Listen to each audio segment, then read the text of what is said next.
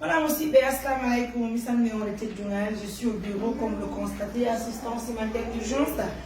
Merci à tous les partenaires de confiance. Je ne comprends pas pourquoi certaines personnes sont vraiment méchantes. Vous vous imaginez, je reçois une baba au bureau, un vieux aveugle, qui nous parle de sa situation, mais en toute sincérité, si toutefois, tel est le cas, alors là, c'est pas normal. Parce que goɗɗo duwaɗo wujjugol nano fi wujja kadi kala ko jukkuɗo surtout bumbe. Vous imaginez? Assalamu alaikum mawɓe. Mawɓe assalamu alaikum. Aleykum salam. No hay fi? Awa kono makete ɗo? Ko ceerno Sadou Bari. Awa makane men kono woni mappunde mon? Wonni on ko addimi ko. On ɗo? Fi si tawi no weeɓi faaboɗon lafi Allah e nelaɗo. Kono ɗum waɗi on, kono ɗum faala ɗon expliquane men, min faltakinani moƴƴen. Ko ma peninmi kon ko ɗum mi holdi ko mi o suddiɗo wonduno Dalaba. Eyyo, ɗo ne? Transport men yoɓi men imamum ɗo men yahi luumo Dalaba ñande luumo fitora kon. Min tori ha hewti ka juma on fana o juuleteɗo men yahi men salliji mbeɗen julde komin nder komin juulata kon tamaji komi jonnunomo kon ɗi wujja e fetali fof makko ila on sa heɓande maɗo ɗen sinano min heɓiri o maaro ni hankin tawa haray mapunde amen mo woodi ha ɓay ko simen toriken min heɓa komin ñaama o mbuɗi guel wujja ko mbuɗi million goto e ɓuluje temeɗɗe joyi.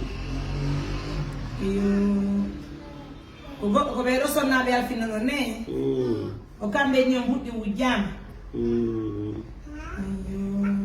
ɓeɗo sonnaɓe ko ɗumɓe mon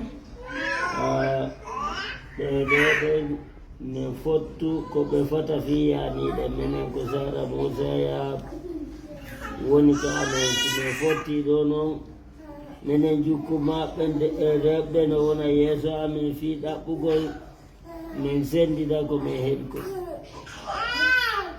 konto sonna e mum ɓe waɗi yafa ɗum sonnaɓe amin ɓen so oya sonnajo an ko mi e makko wonde mamum ɗo imo yahi jama ɓiɓɓe koto makko no jemmede o yahama ka e on jama o aralta on ɗon kadi fayda ko jukkumaɗo na fayda. Poser la question à la fin. On y a.